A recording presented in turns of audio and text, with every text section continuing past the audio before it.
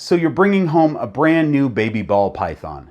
But what are you even going to do with it when you get it home? Aside from setting up a proper enclosure, when do you even, and what about this? And how do you, what?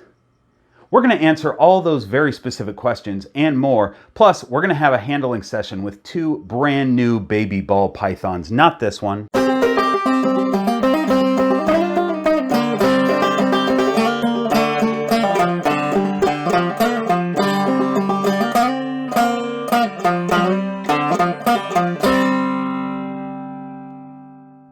Welcome to the Green Room. I'm Bob Bledsoe. This is Lydia Dietz, who's with me right now just because I wanted to hold her. She's real pretty. Behind the camera, as always, is my brother Kent. Kent, you often refer to ball pythons as man-eating snakes. Today we're going to be looking at two snakes that are much smaller than even Lydia Dietz. They're only a couple months old. Clearly too small to eat a man. They could still kill you. Their teeth are really small. They're not big enough or strong enough to do anything. Even as adults, by the way, they're not really big enough or strong enough to do anything. And I've told you many times, Kent, pythons are not venomous. So how are they going to kill you? Trickery? Deception? I'm going to put Lydia Dietz back because we're going into the quarantine room to look at two brand new snakes. We're going to talk about what to do when you first bring a snake home. The quarantine room, by the way, is my bedroom. Gross. Well, hello there. Welcome to my bedroom. Come on in. These are my pajamas. Stop being gross. Just do your show. Hi, Future Bob here. I'm just editing past Bob's stuff, and I'm real sorry about this. Okay, what are you going to do with your new snake when you bring it home? First of all, hopefully you've done your research. You've researched everything that you can about the species, because if you just research snakes, that's a big, all-encompassing word that covers a lot of different species that need a lot of different types of care. What do you think of Hippie Bob? We're thinking about doing an action figure. So hopefully you've done your ball python specific research, and also hopefully you've set up their enclosure well ahead of time. Actually, that's Cult Leader Bob. You can join our cult if you want. All we need is your name and address and your life savings, and you're in. So join our cult. Bring your snakes. When I picked up Evie and Delilah, I've got them right here in their tubs right now. I'll show those in a second. When I went and picked them up a week and a half ago or so, I had already I had gotten a new rack for hatchlings. It's a hatchling rack, and I knew that it would be a good place for them to be just during quarantine before I upgrade them.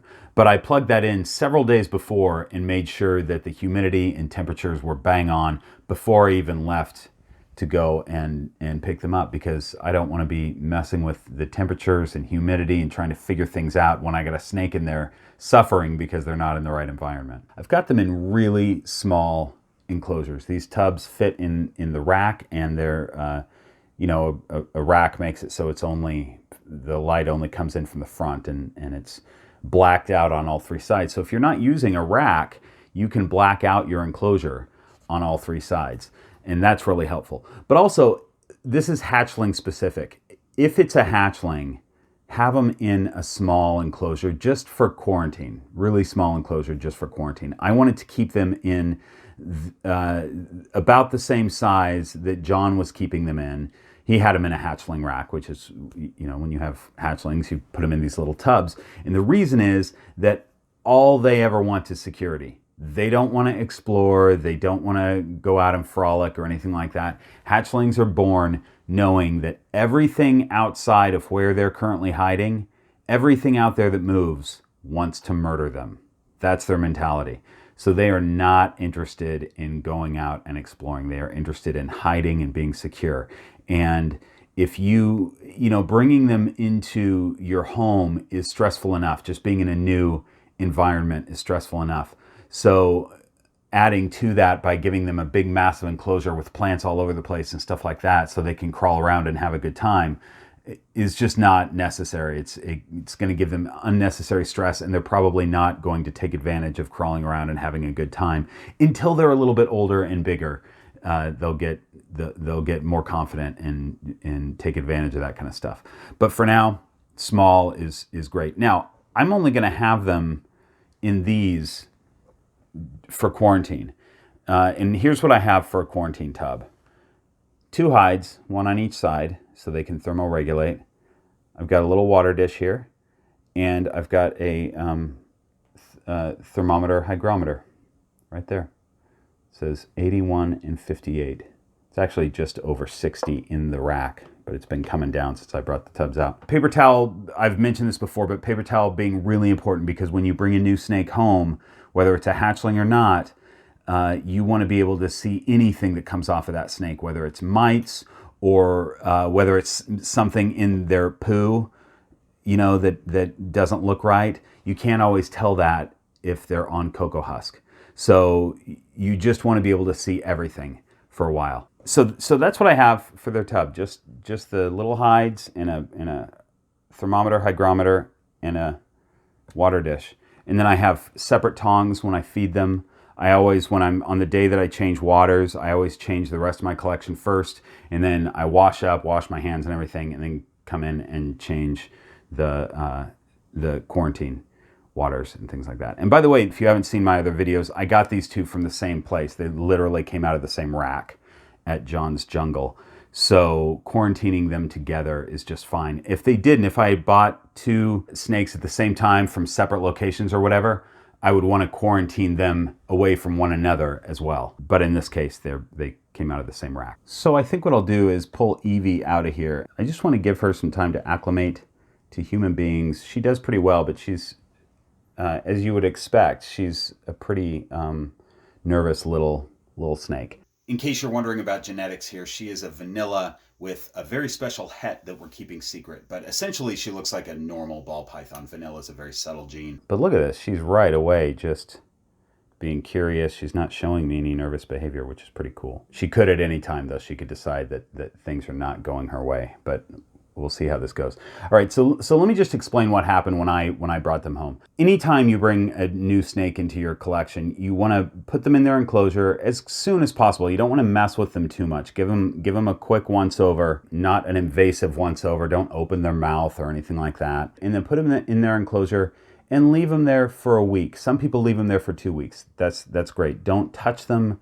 Don't mess with them. After a week, you try to feed them. And if they eat, that's good. Then you give them another couple days, and then you can start handling them from there. So what I did with these two, that's the general rule that I just said. What I did with these two, and what I've done with others in the past, is on day 5, I knew that on day 5 was day 7 since these babies had eaten, and they seemed to be doing pretty well in their quarantine tub. I hadn't touched them. I had only gone in to change their water and check their temperatures. So I fed them exactly what John was feeding them at that facility. And that's what you want to do, is find out what they were eating before and just give them that for their first meal.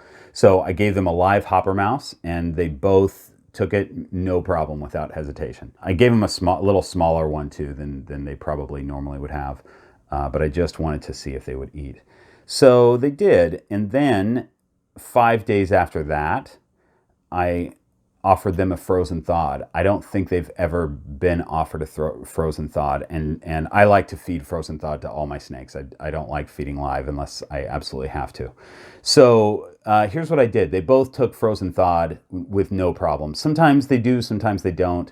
I got lucky with these two, they did, but there's a certain way that I do it that seems to work pretty well. I take the mouse, and by the way, now I'm going to try to get them on rats, but we're going step by step. I wanted to go from live mouse to frozen thawed mouse, and then we're going to go to frozen thawed rats, hopefully soon. So what I did a few days ago for their second feeding is I took a frozen thawed mouse, thawed it out slowly in lukewarm water, and then brought it out. And when I heat the head of the mouse, I do it with a hairdryer. The reason that I like to use a hairdryer, especially if I'm trying to switch a snake to frozen thawed, is that I can blow the hairdryer towards the rack and make the whole place smell like mouse. So then what happens is this little girl comes out right away, hunting. She can smell mouse and strongly, and she is looking for food. She's in food mode. And that's when people get bit normally, right? Is they've got a snake that's in food mode and they stick their hand in and the snake bites it. The reason the snake bites it is it's in food mode and it's not in thinking mode. It's not trying to determine whether you're a mouse or a rat or something that they want to eat or not. They're just going to bite first, and that's what you want. So that's exactly what happened here in this case. Is I blew the rat smell with the hairdryer while I was heating the head of the rat into the rack, and then I offered the frozen thawed to Evie, and she took it with no hesitation once she was out hunting. And then did the same thing with Delilah. You know, once they take a frozen thawed once or twice, usually once, they're switched over, they're fine. So that was a frozen thawed mouse. In the next day or two, I will try a frozen thawed rat. And in fact, I may not have this video edited by the time I've already done that. So maybe future Bob could jump in right now and tell you how that went.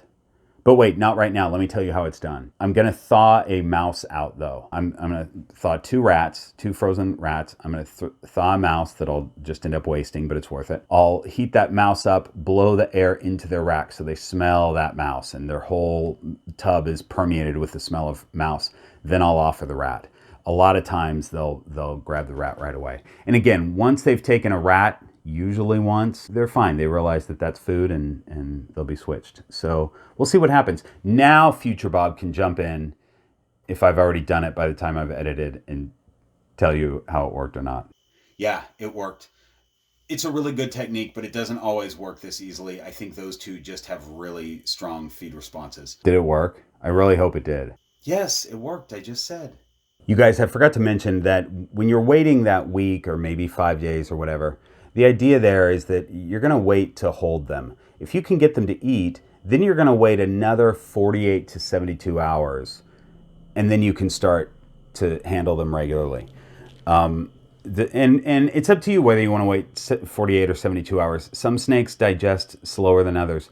I fed these two small meals, so I knew that 48 hours was probably going to be okay for digestion. They didn't get big, massive meals for the first one. So I then,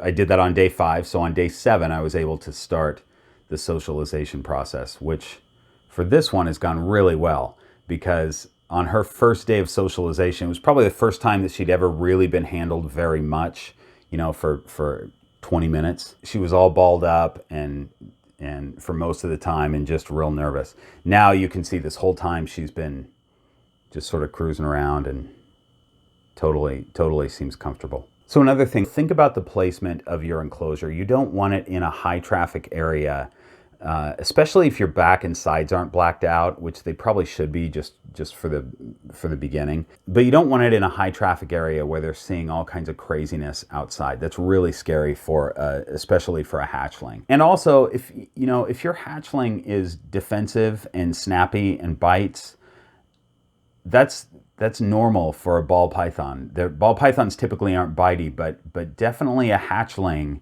Think about it. You come out of the world knowing that everything that moves is out to murder you. And also everything that moves is many, many, many times larger than you. I mean, imagine that if you knew that every time you walked out your front door, there were massive monsters out there just looking to murder you. If that was sort of your headspace, you'd think twice before going to check the mail, So there's a good reason that these hatchlings stay in their hide constantly. And when they come out of the hide, they're really cautious, coming out of a hide and moving into the other hide. And then certainly really kind of concerned if you take them out of their enclosure. So I tend to do it, their rack is right there. So I just sit on my bed with them. And with less light than this usually. I've already talked about this. I don't think ball pythons have an aversion to light. I think that's a myth. However, for a new hatchling, you just want it to be quiet and sort of dark and not, nothing crazy. You don't want to pull them out of, they're sitting in a dark rack already. You don't want to pull them out into a bright situation. And it's relatively dark here. I've got a ring light behind there so that I can do this video, but it's actually not as bright as it seems like it is when I'm looking at myself there. All right, so I'm gonna put Evie back at this point and get Delilah, and then we'll talk about how to start to socialize your snake. Okay, you guys, here is Delilah, who has been a little bit more fearful than Evie. Hey girl, why are you exploring? Why don't you just go back in your hide? Evie won't, she's, oh, you know what I'm gonna do? I'm just gonna put her back in her rack real quick. Okay, so Evie has been, the few times that I've handled her, she's been real nervous. Pastel Highway. Highway is yellow belly and asphalt. So she's got those three genes. Pastel, yellow belly, asphalt. So she just did a thing where she was reaching out. I like what she's doing right now. She's exploring and she's kind of checking out her environment. She doesn't seem as nervous, but she was doing a thing just then where she was reaching her neck out and then something scared her. Maybe I moved. I don't know if I moved right then or not, but she pulled back right away. She's still a really nervous snake, but has not struck. Neither one of them have struck or been defensive. But she does seem real tense. You know, she was balled up the first time I held her for most of the time. First two times I held her, she was balled up for most of the time. And now I'm really happy about this, what she's doing right now, because she's a little bit more relaxed. Her body still tenses up as I move her around in my hands. But here's what you want to do. Let's talk about this. First of all, when you pull your snake out of their enclosure, you want to reach in from behind, not from, you don't want to come at them from over the top at their face and grab them. That's really scary for them. Coming from over the top anyway is scary because they know that anything that's coming from the sky is a predator. So you want to be careful about that, just like quickly reaching in over the top of them, and just reach in from the back and pick them up and do it confidently. If you do it too gingerly or too, if you're really timid about it, that's when they're going to start freaking out. So just go in and, grab the middle of the snake and pick them up, and they'll be just fine. If they were striking at you when you first opened the enclosure, as soon as you pick them up, they're going to stop striking. It's very rare that a ball python will bite the hand that's holding it. So then what you want to do is just hang on to it and let her go where she kind of wants to go. Let her explore where she wants to explore. Now I keep her in my hands, but she's doing really good. She's smelling my hand right now and not freaking out. Her body is still a little bit stiffer than I'd like it to be, but she definitely is way more calm than she's been in the past. So what I want to do here is just let her be where she wants to be. Now she's doing a thing that a lot of baby snakes will do, where she's exploring her world, but she's doing it more with her neck. So she's not ready yet to move all over the place and look at everything. She's just kind of making sure that everything around her currently is safe. So I want her to have a good experience. I want her to be able to explore and go where she wants to go. And if she's getting herself into trouble, then I'll change her course gingerly. But also these things, let's try her with one of these because she hasn't seen this before. These balls have become popular. It's a dog ball. And when I first saw somebody using that with their snake, I was like, oh, that's kind of dumb. But then I went, actually, no, it's kind of cool because, it gives your snake something to do. And they are this big. This is a big question that I see a lot. People asking online what size these are. Can they use these with their adult ball pythons? Not that I've seen. They come this big or smaller. And this is a great size for 300 gram or smaller snake. And they're not going to stay on it for very long. But it's a cool thing for them to hang on to, at least. Yesterday I had Lucille, one of my pied adult females. She was out, and I took a stool and just turned it on its side and let her crawl through the rungs and did you see that? You may not have seen that.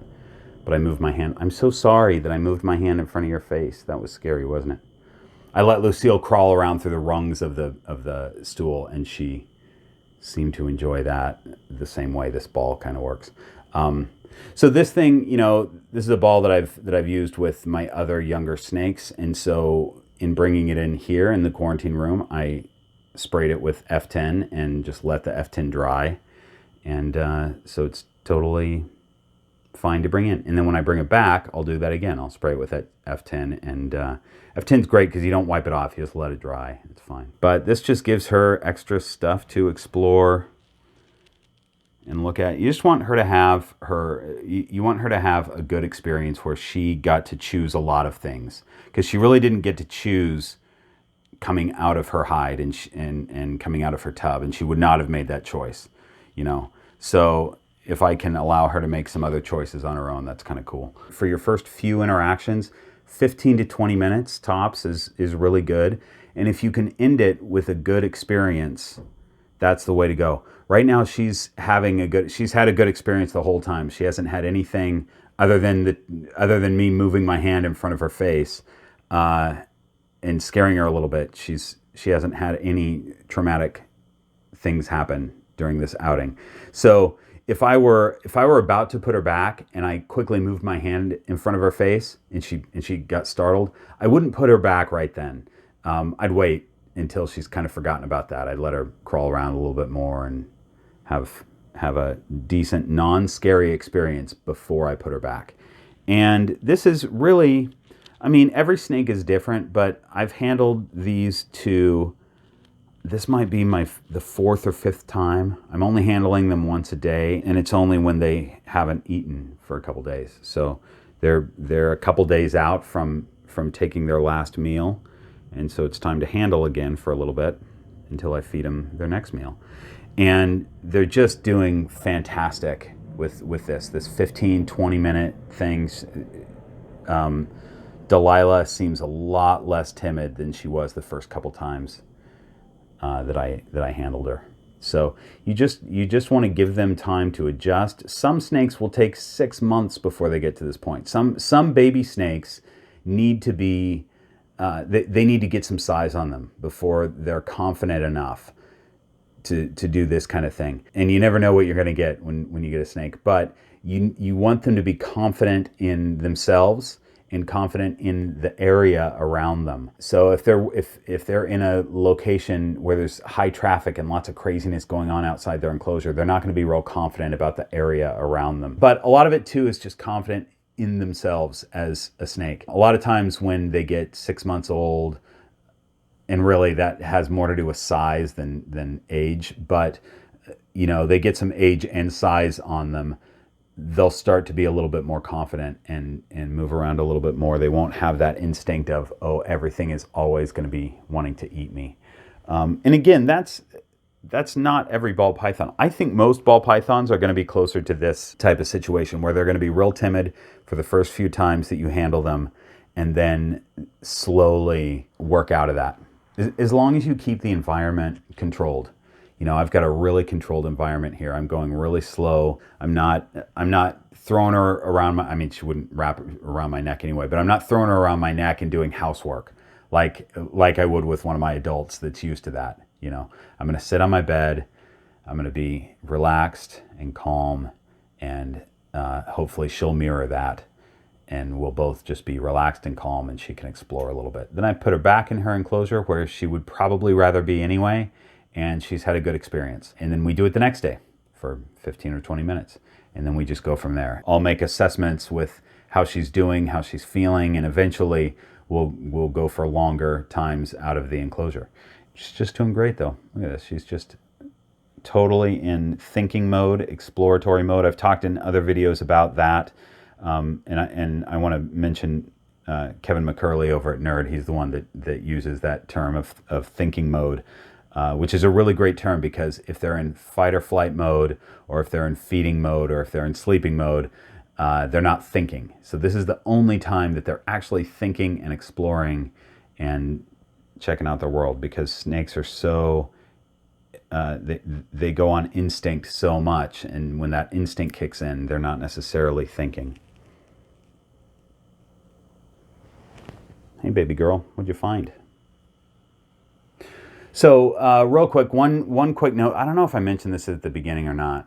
I guess if I did, I'll cut this. But these are real tiny tubs. We talked about that. They will upgrade to tubs that are at least twice this size when they're out of quarantine. And it's the tubs that, if you've seen my other videos, it's the tubs that Lydia and Molly Malone just came out of. Those are completely clean now, and those are ready to go. So those tubs will, as soon as they're out of quarantine, I'll put them on ReptiChip. I'll give them plants. I'll give them some enrichment items. The hides they'll probably need bigger hides at that point anyway. And it'll be great, and they'll be able to be in there for a while. So these tubs are certainly not tubs that I would necessarily try to be growing out hatchlings in. These are definitely hatchling tubs that they're in for a short period of time. Breeders use them because the snakes are intended to be sold. So they just put them in a hatchling tub, and that's a great size tub for a hatchling, regardless of whether you're a breeder and selling the snake or not. I would have these in for a few months, but they're certainly not a long-term housing for your ball python. Did I forget anything? What did I forget, you guys? I mean, that was basically it. My camera shut off right at the end there, but I think I got all of what I wanted to say out. If I missed anything, I'll find it in the edit and I'll get the information to you somehow. Kent, do you have a sign off for us? No. Last week was a train wreck and I'm too nervous. Fantastic. That's the marketing department over there, folks. I'll do the sign off, I guess. Thanks for watching. Like, subscribe, comment down below. Your comment can be a question too. If you have any questions, you can put those down below. Also, you can always email me with questions. greenroompythons@gmail.com, or you can find me on Instagram @greenroompythons, and we can connect that way as well. So thanks for watching. See you next week.